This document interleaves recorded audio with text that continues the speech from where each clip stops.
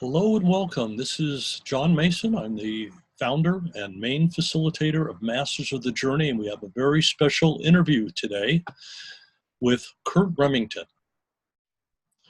As you can see, Curt Remington is the author of the book, Simple Meditation, a spiritual connection for transforming your life, and he is going to be sharing some of that information with us today. I have his contact information below, but I will also present that at the end of our interview.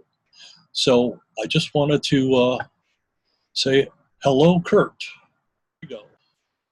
Well, this is John Mason. I'm calling in from right in front of Mount Shuksan in the Pacific Northwest. I have a copy of Curt Remington's book, Simple Meditation, and today we have Curt coming to us and providing some information about where this book came from and some of his background in meditation. But before I let him have the floor, I just need to tell you, in case you didn't already know, we've been friends for about 3.5 years since I moved to Bellingham. He's an amazing guy, great family man. He is a photographer and a hiker, has very special moments out in nature. He'll tell you about that. He has a website design business to help promote people. I met him through Toastmasters. He's very near the top of the pile as a distinguished Toastmaster, and he is a great friend of mine. Besides being an author and married to one of the best women in the whole world that I've ever met, his wife, Mary Remington. So let me just welcome Curt to the interview. Hi, Curt, how you doing? Hi, John. I'm very happy to be here. Doing well. Well, and I'm laughing because this interview's kind of gotten off to a little bit of a shaky start, and we've got some great input besides having Mount Shuksan behind me. So let me ask you right now, how did you get into meditation? And could you please tell the story about why you were motivated to write the book, Simple Meditation? I would be happy to share that, John. As John mentioned, I, throughout my life, have been very busy with lots of things. I, for many years, thought I just didn't have time for meditation, and that meditation meant a Buddhist monks sitting out trying to blank their mind. But I have always enjoyed nature and getting out into nature. And actually, as a matter of fact, living in Minnesota, as a kid and a teenager, I had a picture of Mount Shuksan on my wall, and later came to realize or feel that, hey, it's destiny that I'm here. At the time, I didn't even know where Mount Shuksan was. But as to getting into meditation, a number of increasing psychic experiences led me into a clairvoyant training program. And in that program, we did a lot of meditating, even though, at times I didn't even really think about it as meditation. After I'd been in that program for some time, and my wife started training in clairvoyance, she woke from a dream. It was a very vivid dream. And at that point, we take messages from the spirit world very seriously. She said, I dreamt that you wrote a book called Simple Meditation. I think this is something you need to do. Well, my first reaction was, I haven't been meditating all my life. Those are the kind of people that write books on meditation. And I communicated with one of my spirit guides who pointed out that on a spiritual level, I know much more about meditation, or I knew then even, than I had realized. He pointed out that I had spent a life as a Buddhist monk. I'd spent a life as a Native American, spending a lot of time out in the woods, just really tuned into nature. And in this life, I've spent a lot of time really tuned into nature. I still had the misconception that meditation means just sitting still and blanking your mind. But actually, meditation is really just finding a focal point that slows down that stream of thoughts that race through our heads. Gives your body a chance to relax. And when you find a focal point, there's all kinds of things you can do while meditating. You know, there are healing exercises, and you can access psychic abilities, things like that. So the more I dug into it, the more I realized that writing a book on meditation was absolutely the right thing to do, both for my own growth and also because since I hadn't been meditating all my life, I think for people who are just getting into it, it made it much more approachable. My viewpoint did. So that's how I got into writing a book on meditation. You know, a lot of people stumble in to the biggest and best projects of their life. Sometimes they're positive and joyful, and sometimes they seem challenging and tragic. Yes. I'm just going to throw it out there. My wife passed away 7 years ago, and I never knew that I would be doing a spiritual group in the Pacific Northwest, which I started 3.5 years ago, but it grew out of a lot of the experiences that I've had through my life, and was punctuated by the fact that my wife passed and I needed to go find, and did find, some really positive things to do. I was just leafing through your book, and I know that it's dedicated to Mary and to Chief. Can you tell us who Chief is? Well, Chief is that spirit guide that I communicated with regarding the book. And I've communicated with him regarding a lot of things. He's been very helpful. One of the wonderful things about meditation is it gives you the ability to start psychically communicating. You can not only clear your mind and communicate better at a particular moment, but regular meditation also can just clear those blocks that keep us from raising our higher to a higher vibration and accessing our psychic abilities. So I love the contents of your book. I'm just looking at them because there's not only stuff about how to meditate, but about grounding, about running energy, about healing, about getting answers, even stuff about participating in a vision quest. And I really appreciate this approach because it's not necessarily a dry philosophical thing that, like you said, came out of 40 years of studying and research that's been done. It really came from your heart and from your soul. Do you have any stories for us? well, I tried to let my personality come through in the book. And speaking of personalities, going back to Chief, I can think of a story in regards to him. And he has a sense of humor too. Mary and I were rafting on the Salmon River, and I had brought along a gold pan. I was kind of curious and wanted to pan for some gold. We pulled up on this beach, and Mary wanted to find a big nugget of gold. So she briefly meditated, communicated with Chief, and said, where can I find a nugget of gold here? So he told her, walk 10 feet in towards the center of the sandbar, go 8 feet over. So she walked there and then turned and walked in the 8 feet and then said, now what? And he said, now go down 50 feet. Well, it's quite possible there was a chunk of gold down there, but there was no way we were going to get down 50 feet. He has a good sense of humor.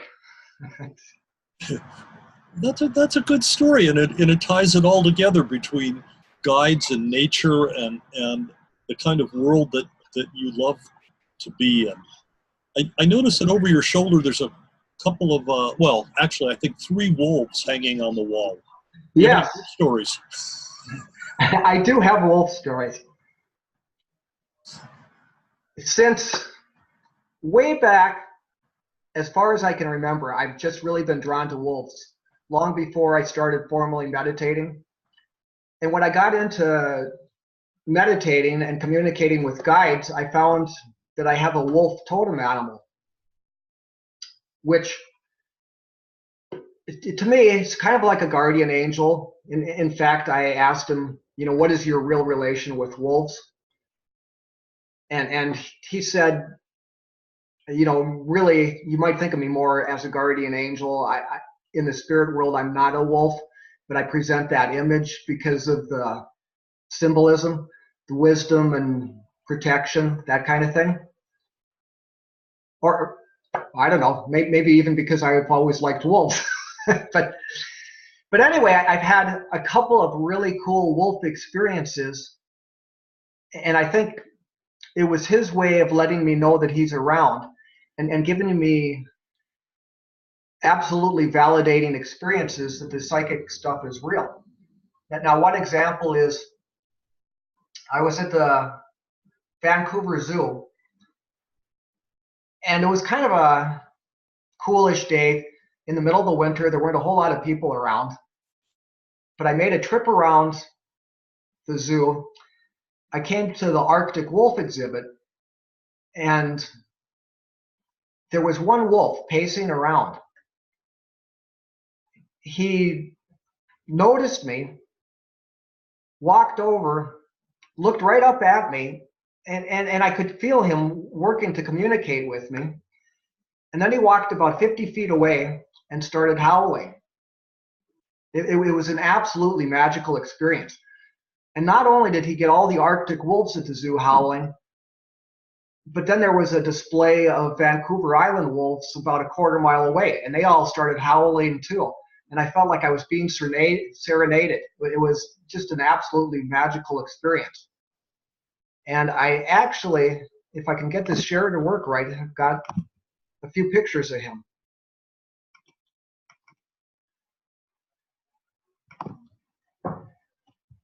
I don't know, let's see.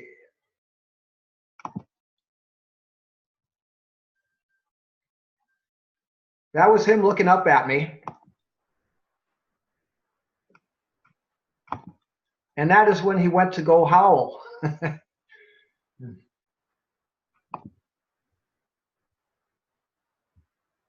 And now that is a different wolf. John, did you get all those pictures? Yep, I saw them. They're recorded. They're beautiful. Those were really beautiful animals, and I'm glad that you had a chance to visit with them. Yeah, it was just a magical experience. The last picture actually was another experience. I was going through it. Well, I had an experience with cancer, and I was really shook up by it, and had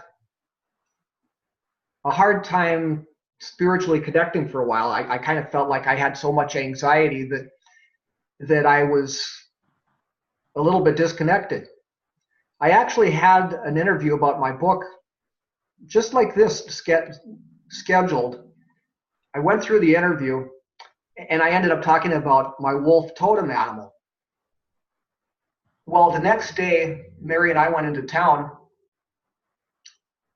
and we're driving in Bellingham, and that last picture, it was a wolf or possibly a wolf hybrid. It might have been a wolf crossed with a dog. But anyway, it came out of the woods and started trotting alongside our car. Mary hit the brakes, and it did a loop around our car and then stopped by my window and just looked up at me like that other wolf did. And then it trotted away. And, whatever it was just very strange behavior. I communicated with my wolf totem animal after that and got the message that he definitely had something to do with it and just wanted to let me know he was around and still looking out for me. Another magical experience. That, Curt, that wasn't subtle. That wasn't subtle at all. No. That was an in your face, and I'm so glad that Mary stopped the car and you could have that experience. I probably would have rolled up my windows and drove away fast. But your connection with that animal, that experience, and the psychic spiritual guide that you have in your life I mean, that really is very clearly a spectacular moment. And you know, this interview that we're doing, I thought we were going to talk about your book, Simple Meditation, but this is so much more interesting and fun. So Okay. I'm glad we're not just talking about like postures or something like that. Yeah. And your motivation in bringing this wisdom and this information to us is something that I have such respect for, because it comes from deep within your personal experience, and it's not just a mind theoretical project. Yeah. Yeah. Thank you, John. I guess a lot of my purpose in writing the book, I came to realize that it's very important for me to get the message out to people who maybe don't meditate, or that the whole spiritual thing is new to them. And so, you know, just like for the wolf, he wanted to let me know that there's a spirit world. He's there, and there's a whole spirit world looking out for us. There are all kinds of loving guides, and I think all of us have them. And that's an important part of the message that I'd like to get out to people. So I'm glad for the opportunity to share these stories.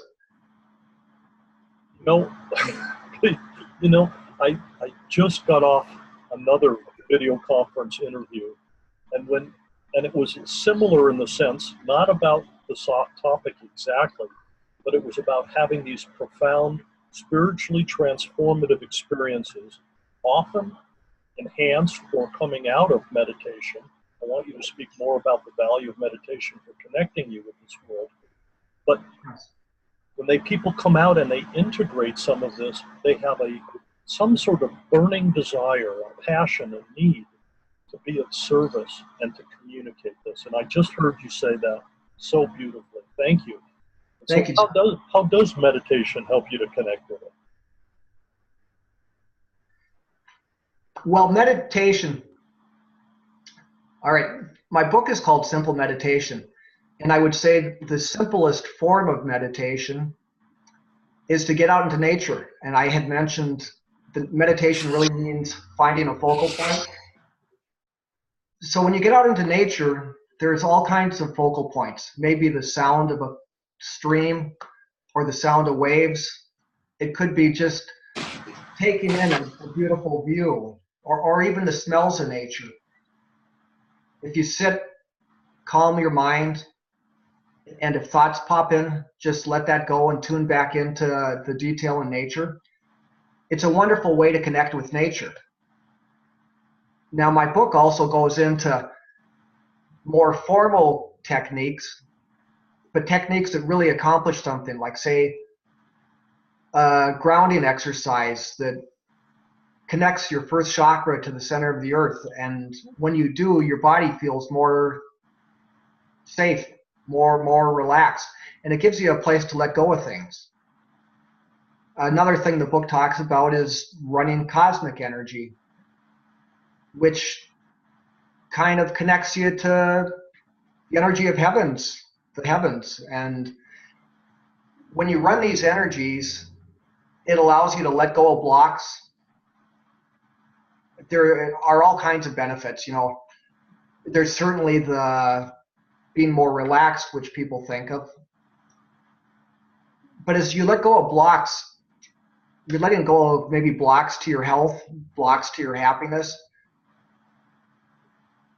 Plus having maybe euphoric moments of, you know, some of my best moments are maybe hiking high into the mountains and meditating and really taking in the energy of the mountains. It makes both the meditating and the mountains so much better. Well, recently I heard a quote that I had never heard before but made a lot of sense. It was called the re-enchantment with the universe. The re-enchantment, because for the last several hundred years we've been very theoretical, brain, rational thought chasing. We've been chasing that, trying to figure things out. But the older indigenous people and the people that are still connected to the land, they have always been enchanted by the miracles that they see when they walk in nature.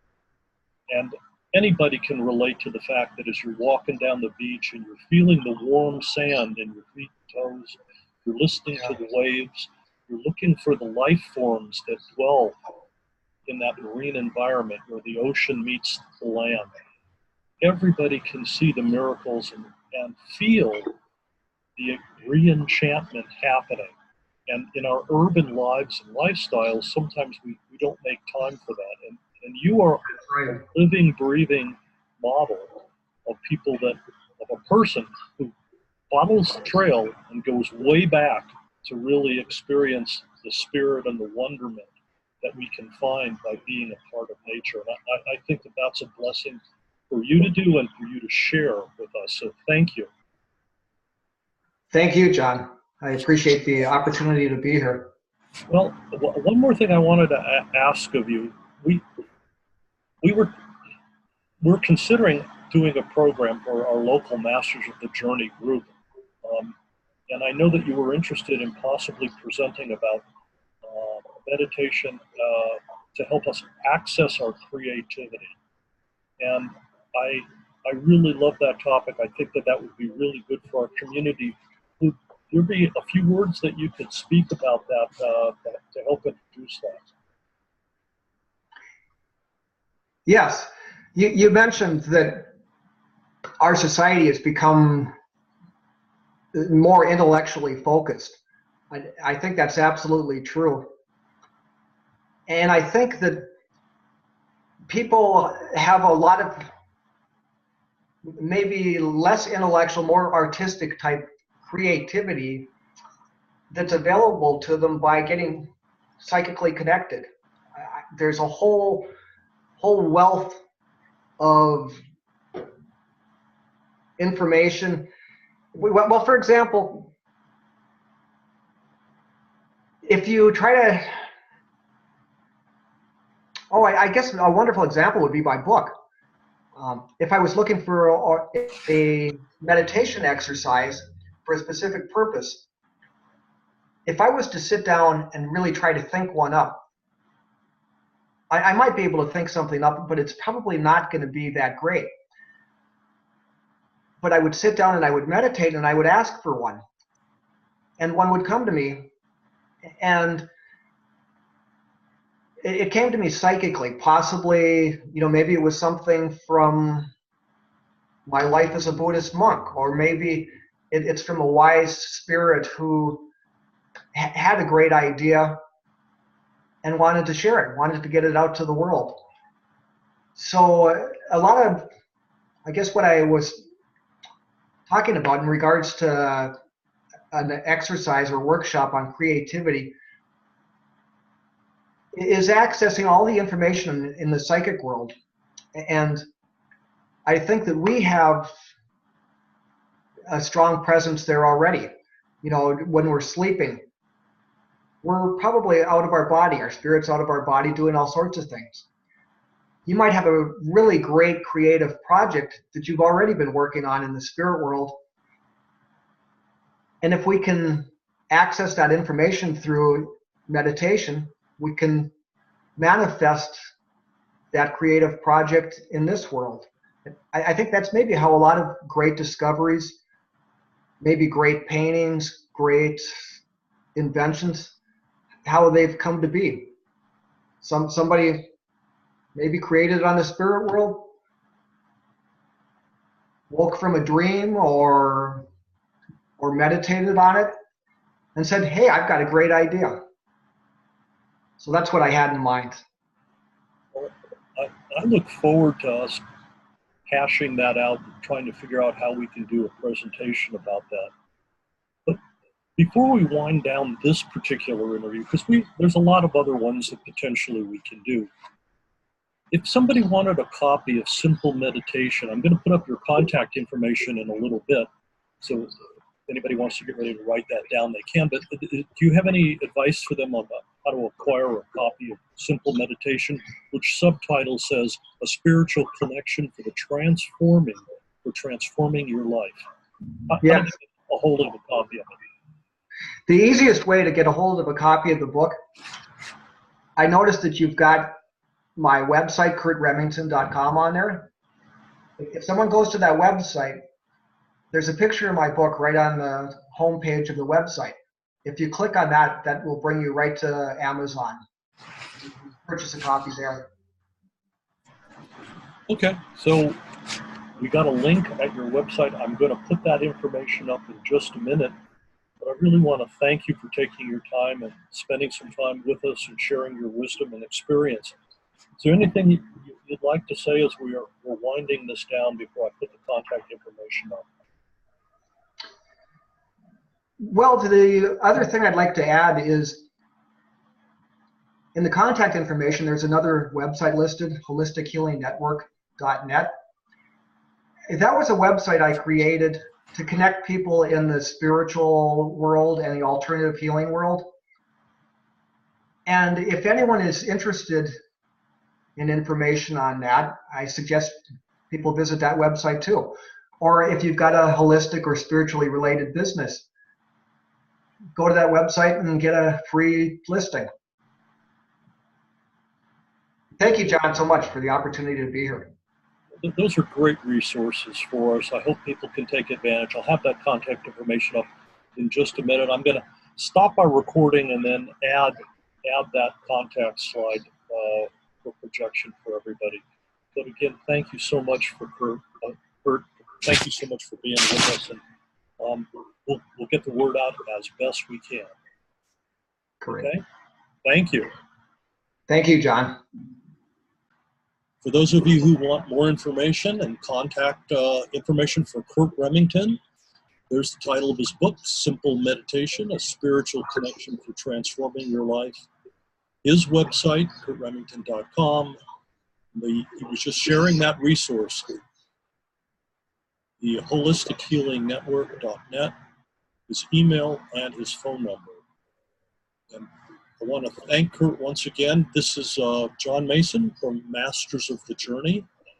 We're a community that wants to help and support people that are developing their consciousness and want to have a community to not only share their story, but be witnesses and gain perspectives on their lives. So thank you so much for joining us. We'll see you again in the future.